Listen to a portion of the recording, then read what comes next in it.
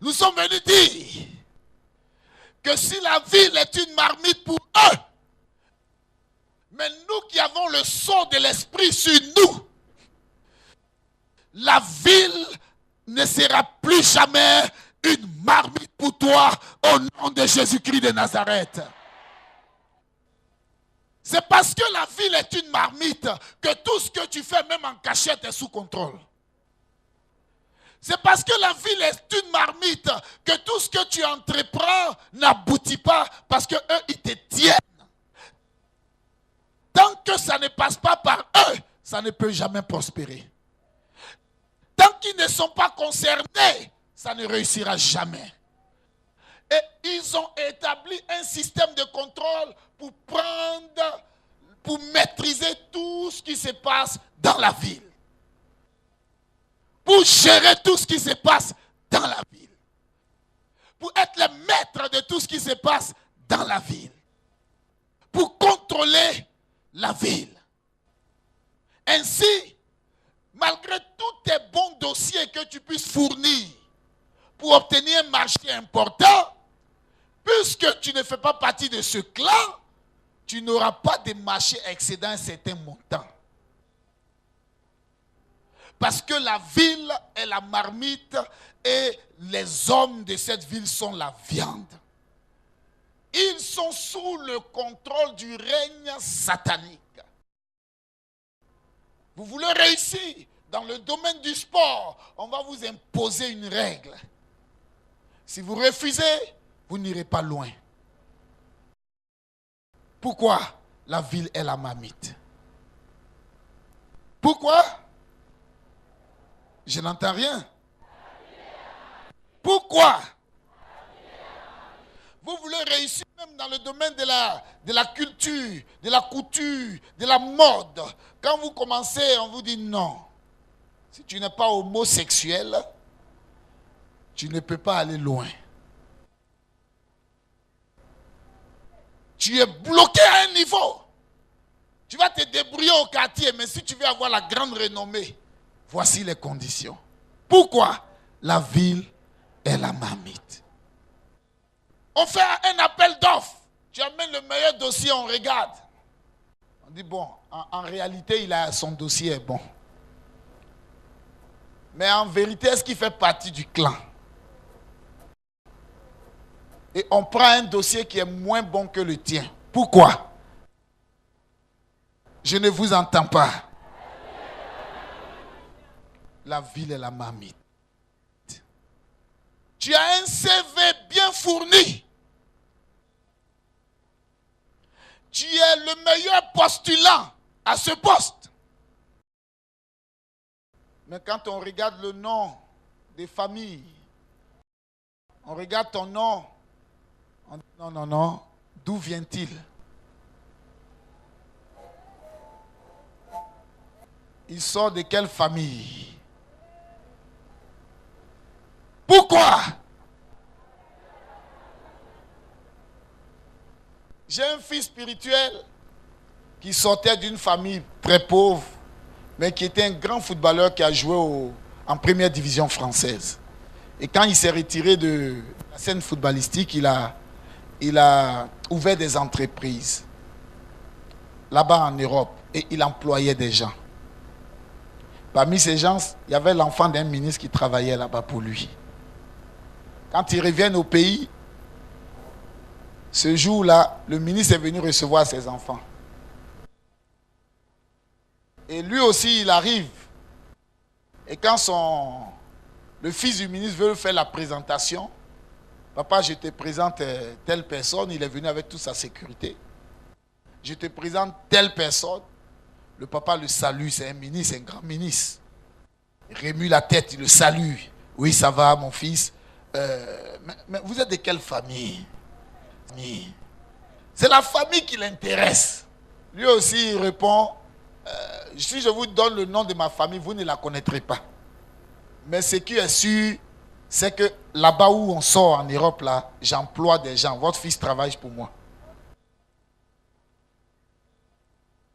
Le ministre a baissé la tête. Il est reparti. Même si ta famille n'a pas de nom au pays, Dieu te donnera un nom.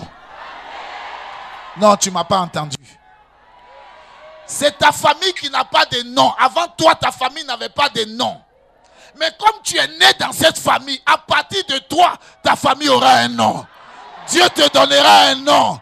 Je dis, Dieu te donne un nom. Dieu te donne un nom. Au nom de... Alléluia. Vous êtes bénis. Dieu vous donne un nom. J'ai dit, Dieu vous donne un nom. Dieu te donne un nom. Au nom de... Même si le nom de famille que tu portes est méconnu, ça ne ressemble pas à ça. Vous savez, à Abidjan, comme les gens aiment se moquer, quand le président Gbagbo était opposant, quand on veut dire que quelqu'un est pauvre, on dit c'est un Koudou. Koudou, c'est le nom de Gbagbo, son nom de famille. Le nom de son père. Donc, du temps du président, vous faites pour se moquer des gens. Dit, mais lui là, il sort d'où, c'est qui? On dit, ah, c'est un Koudou. Ça veut dire c'est un pauvre type. Maintenant, Koudou est président. Maintenant, dites, c'est un Koudou. Chacun cherche à être Koudou. Mes amis, Dieu vous donnera un nom. J'ai dit, Dieu vous donnera un nom. Au nom de... Alléluia. Il dit, toute la ville est la marmite. Les sorciers ont pris le contrôle dans la ville. Ils règnent dans la ville. Vous avez les Bilderberg qui contrôlent les 300 plus grandes banques au monde. Vous voulez l'argent, vous voulez la richesse. On peut vous donner à un certain niveau.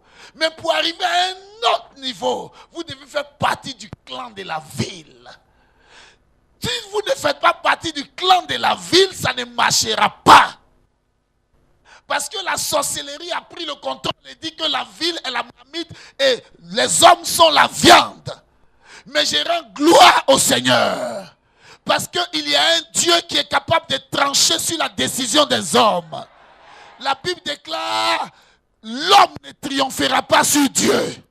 Et si les hommes ont dit que la ville est la marmite et que toi tu es la viande, l'Éternel se lève pour te faire sortir de la marmite au nom de Jésus-Christ de Nazareth. Le système sera brouillé. Tu passeras dans le système et tu réussiras malgré le système au nom de Jésus. Oh, tu n'as pas dit amen à cela. Non, non, non, tu n'as pas dit amen à cela. Oh, tu n'as pas dit amen.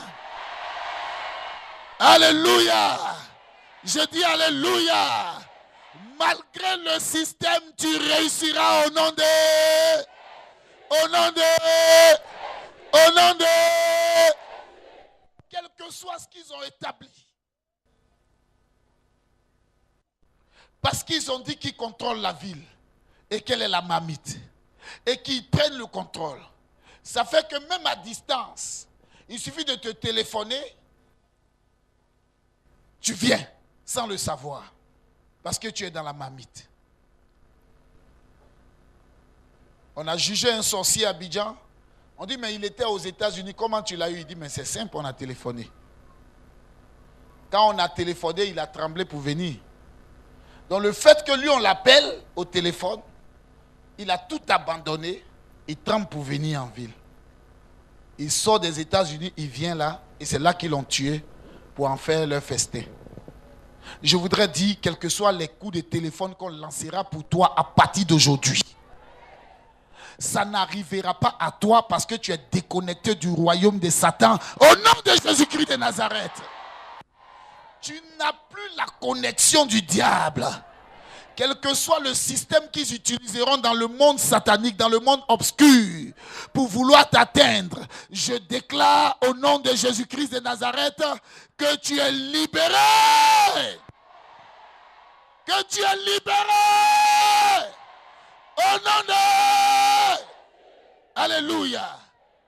Que la ville est quoi? La ville est quoi? Et nous sommes quoi? Dieu change le décret. Dieu change le décret. Pour toi, la ville n'est plus la marmite. Pour toi, la ville n'est plus la marmite. Et tu n'es pas la viande. personne ne disposera de toi. Parce que tu es créé à l'image de Dieu, à la ressemblance de Jésus-Christ. Tu es cohéritier avec ton Dieu et maintenant le sang de l'agneau t'a racheté. C'est pour cela si quelqu'un veut se lever contre toi, Dieu lui-même le trouvera en chemin. Parce que le sceau de l'Éternel est sur toi. Souviens-toi en Égypte, quand l'ange de la mort devait passer, ceux qui avaient mis le sang sur les linteaux de leur porte ne pouvaient pas être atteints. Parce que Dieu avait dit à Moïse, dis-leur aux enfants d'Israël de mettre le sang sur les linteaux de leur porte. Et ils ont mis le sang sur les linteaux de leur porte. Et quand l'ange de la mort est passé, il s'est rendu compte qu'il ne pouvait plus toucher ceux qui avaient le sang sur les linteaux de leur porte. Qu'est-ce que ça signifie? Pour avoir le sang, il fallait sacrifier l'animal. Il fallait sacrifier l'agneau. Donc quand le sang est sur les linteaux des portes, si la mort vient, la mort saura que déjà l'agneau est mort. Ça veut dire que la mort est passée par là. Et comme la mort ne peut tuer la mort passera outre. C'est pour cela que Jésus est mort pour toi et son sang a coulé sur le linteau de ton front. Et comme son sang a coulé sur toi, la mort est déjà passée sur toi. Parce que la mort est déjà passée sur toi, par la mort de Jésus-Christ à la croix, par son sang qui a coulé à la croix, si la mort arrive dans ton quartier, la mort passera outre. Si la mort visite les enfants des autres, toi, tes enfants seront préservés. Événement à ne plus manquer. Chaque chose en son temps. Le Cameroun en plein dans son réveil. C'est la soirée du miracle. La soirée du miracle. Les paralytiques marchent, les aveugles voient, les tumeurs sèchent, le sida disparaît. Une fois encore, au Palais des Sports de Yaoundé, dans Offensive contre la sorcellerie, 10e épisode, le vendredi 1er octobre 2010, de 18h à l'aube. Notre pays, mesdames et messieurs, sera libéré par tous les moyens. Si la mort visite les entreprises où on licencie, toi, ton entreprise sera préservée. Si la mort visite les maisons, les familles, toi, parce que le sang de Jésus, qui est l'encre indélébile de Dieu, est passé sur ton front et que tu es marqué par le sceau de ce sang-là, tu ne mourras pas, tu vivras et tu raconteras les œuvres de l'Éternel au nom de Jésus-Christ de Nazareth. Alléluia. Je dis alléluia. Je dis alléluia. Si pour eux, la ville est la marmite, pour toi, la ville est la cité de la liberté. Si pour eux, la ville est une marmite, qu'ils sont bloqués, Dieu fait que pour toi, la ville devient la cité de grâce. Où tout ce que tu fais te réussit, dis Amen. Tout ce que tu entreprends te réussit, dis Amen. Je ne vois personne qui a envie de réussir ici.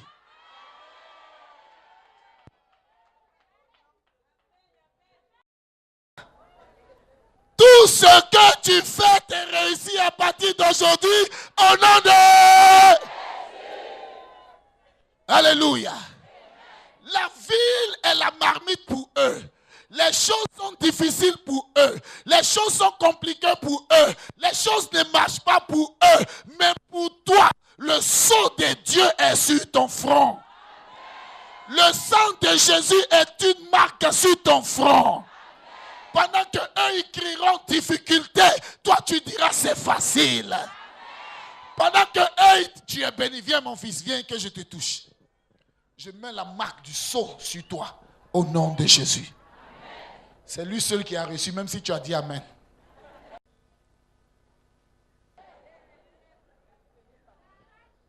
Alléluia. Je dis Alléluia. Je dis Alléluia. Je dis encore Alléluia.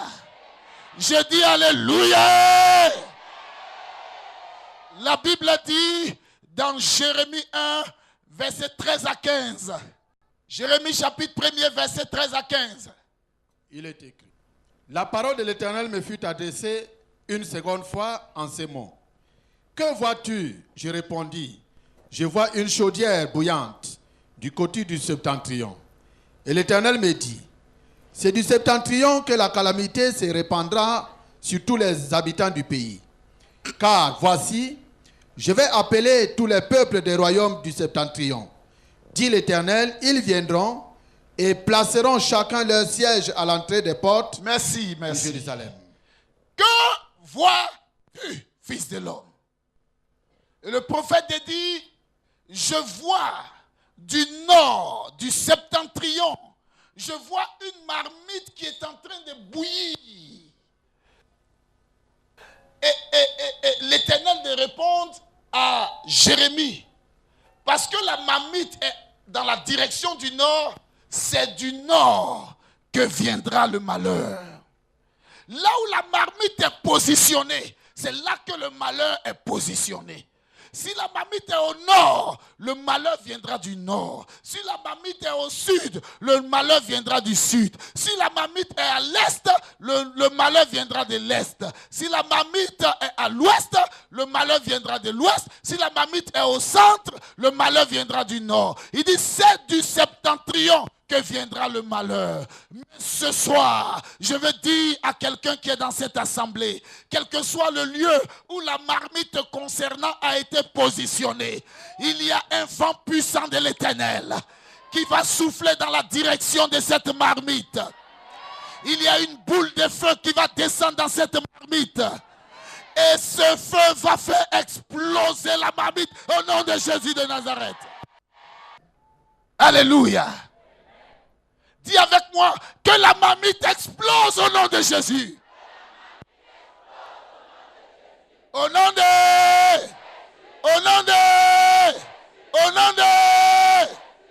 Lévitique 17, verset 11. Lévitique 17, verset 11. Car l'âme de la chair est dans le sang. Je vous l'ai donné sur l'autel, afin qu'il servît d'expiation pour vos âmes. Car c'est par l'âme que le sang fait l'expiation. Amen. L'âme de la chair est logée où? Dans le sang, dans son sang. La vie de la chair est logée où? Ça veut dire que ta vie est dans ton sang.